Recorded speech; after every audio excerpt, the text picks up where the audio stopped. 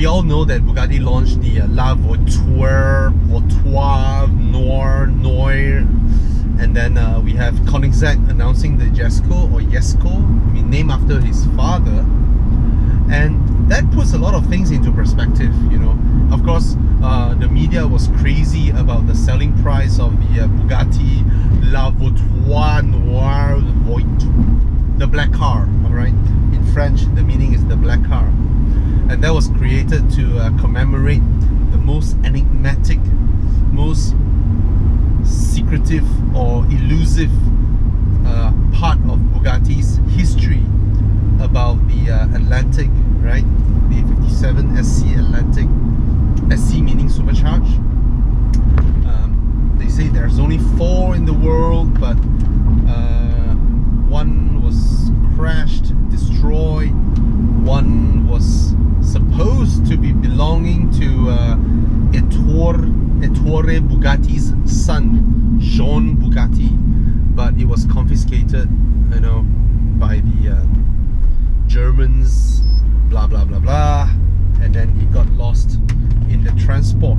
All right, that's the part of that history, and hence the Bugatti TBC, to be confirmed, is worth a staggering $18 million.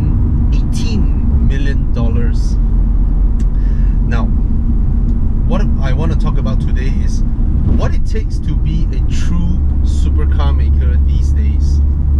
And I think what we're seeing is a little bit saddening, but inevitable perhaps, because you see Ferrari, right? They launched the 488 GTB with 670 horsepower. I mean, in my article, I question why is it 670?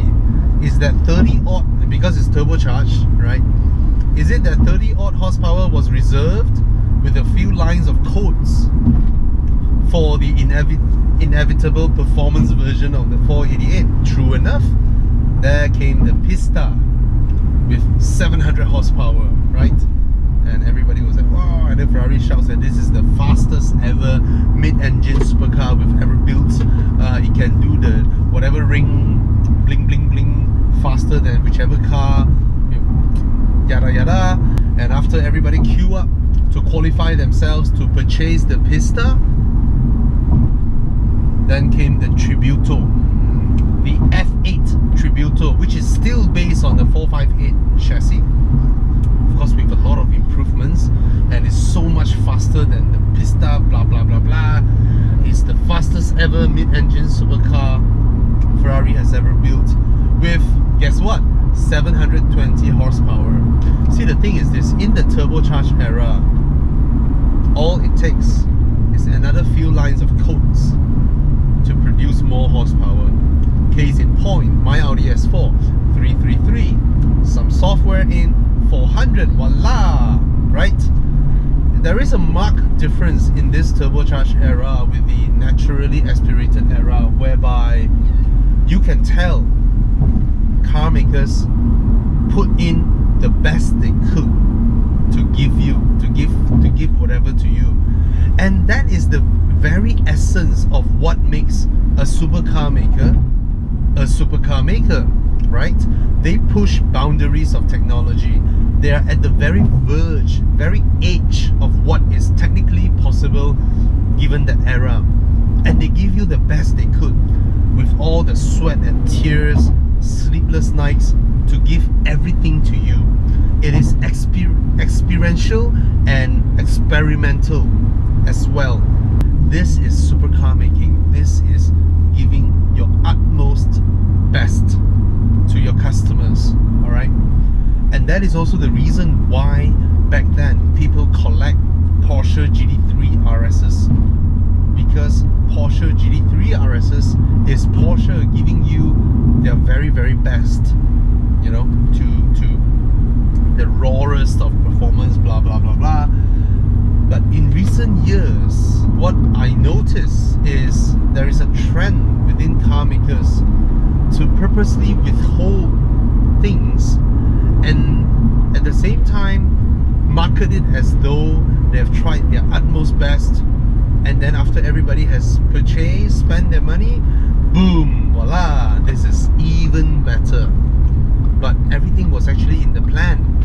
not being honest about it. Alright? You look at when Porsche showed the 991.2 GT3, they claim that this car can do Nürburgring a few seconds quicker than the GT3 RS. Of course, the media buy it up, lock, stock, barrel, everybody just report it as it is. The thing is this: if on that day itself that the 991.2 GT3 clocked that time, if Porsche were to put the 991 GT3 RS at the back of the car, guess what? I can bet 100% that GT3 RS will have a faster time on that day itself, on the same run. Why? That wing alone with that extra downforce on a track that is 20 over kilometers long, average time of 7 minutes or 6 plus now, right? At the ends of 6, high ends of 6. That kind of track, that kind of length, 1 or 2 degree change in the temperature is enough for you to yield a few seconds. That is also why I called out Honda about the Type R, right? Putting a roll cage, Pilot Sport Cup 2, who are you cheating? Average people who don't know much about track driving. You ask a professional driver that you clock a certain time, they will just, the first question they will ask you, what tires are you on? Porsche announcing, after the GT3 RS, they announced the 911R. Wow, rawest of representation of what a 911 is, and everybody buy up that marketing speak. Everybody spend their money, ridiculous amounts of money, and they purchase the 911R, and guess what?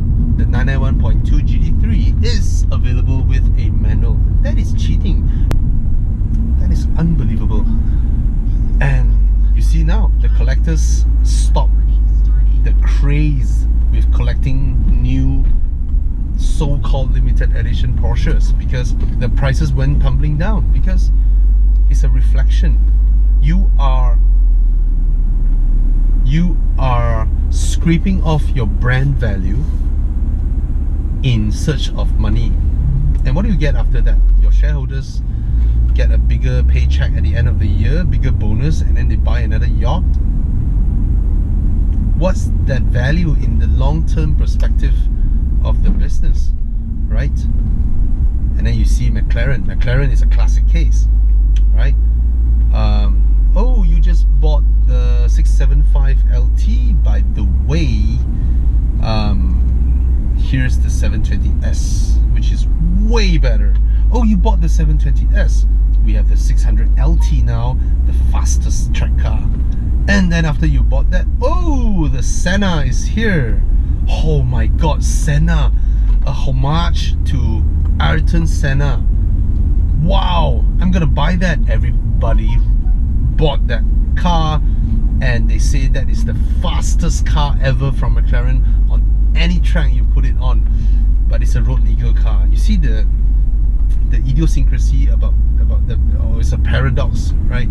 It's a road car, but the shouting thing about that car is that it can be the fastest on any track you put it on. The McLaren Senna, right?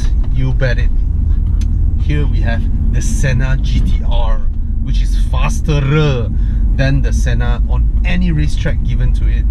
I bet you, a few years from now, they're gonna tell you that, oh, we have a new McLaren Senna again. And then you as a Senna collector, you'll be like, didn't I just bought the Senna GTR? What the fuck is this? Another Senna faster than mine? Oh, sorry, we didn't mention that. The one that you bought was actually the Bruno Senna. This one is the true Senna. They don't want to mention Ayrton yet. This is the true Senna. I tell you, all these methods of all these supercar makers going to make you part with your money is going to dilute their brand value in years to come. It may be sooner, right? But you look at Koenigsegg. The values just go up and up. You buy one for 2.5 million, it's going to be 4 million, 5. And what makes Koenigsegg great is that, unlike Pagani, I mean, make no mistakes, Paganis are beautiful, absolutely beautiful art pieces. But Horacio Pagani just pick up the phone. Hello, is this Afal Tabak? Yes, yes, yes. I would like another batch of 7.3 litre V12 AMG engines. Thank you. Oh yeah, please, gearbox 2. There you have a supercar. You make a phone call, you buy a crate engine, and then you have a supercar. Make no mistakes, that is a common method, you know, but that also glaringly showed how capable Christian von Koenigsegg is, how thoroughbred Koenigsegg as a company is in designing their own solutions, coming up with their own stuffs, designing their own engines, designing their own gearboxes, revolutionizing car making. Why? Because they are a company that pushes boundaries, and in their course of pushing boundaries, technological boundaries, they have to solve reliability issues, fuel consumption issues, homologation issues, amortization of costs and things like that, and they invent things in the process. That was what made Porsche, Ferrari, Lamborghini, or even McLaren legendary at the first place, by pushing boundaries, not by withholding what you could do and then slowly releasing it in return for money, cheating your customers. No. What Koenigsegg is doing now is a clear reminder to the car making fraternity that that is true engineering driven. That is the truth, you know, what they're doing now.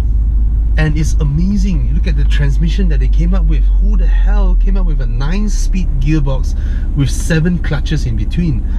Why? It allows you, while you're cruising at 9th gear, alright, you're going 120, 130 kilometers, and then for fuel consumption sake, is on the 9th gear, suddenly you put your foot down, it doesn't need to go 9, 8, 7, 6, 5, 4, 3. It can go 9 to 3 in the split second that your DSG dual clutch takes to go from 3rd to 4th or 3rd to 2nd. That is technology. That is pushing boundaries. And the engine, 1,600 horsepower, top speed 300 miles per hour.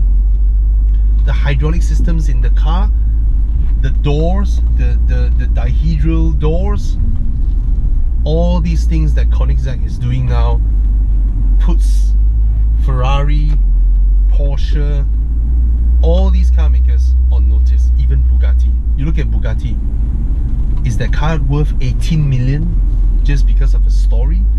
Heck, the fundamental design of the car, I don't mind if it is based on the chassis of the Chiron, the fundamental design of the car, the interior of the car, I mean, that car still looks like a Chiron with body kits. It looks like Chiron paid a visit to Brothers and made some body kits. That's it. It's not a successor or a homage to the Atlantic, but there you go, it is there, and asking a ridiculous price, and they only make 1 unit. What is that? That is just for Bugatti to suddenly have a huge sale to gain some traction with the media. That's it. The Chiron was barely 2 years old.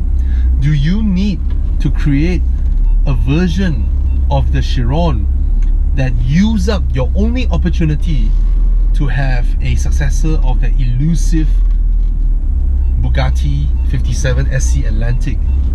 You use that story up just to sell a body kitted Chiron. How ridiculous is that as a supercar maker? Make no mistake, I respect Stefan Winkelmann. What he did at Lamborghini fits Lamborghini. But this is Bugatti we're talking about. This is Ettore Bugatti, the guy who built the Royale, right? And for them to just use up this part of their rich history just like that, just for 18 million. I mean, let's put it this way. The Bugatti 57 SC Atlantic is worth more than $100 million. It's just that Ralph Lauren refused to sell it. And if you're creating a successor of that and you're just making one unit, shouldn't it be priced at 100 million? Don't you think so? 18 million? Really? 18? That's an insult to whoever that holds a 57 Atlantic, to sell that car at 18 million, and then at the end it just looks like a body-kitted Chiron. That's an insult to the whole supercar or hypercar making fraternity. But luckily we have Koenigsegg there, maintaining the true spirit of supercar making. I really salute Christian von Koenigsegg. Really. Yeah.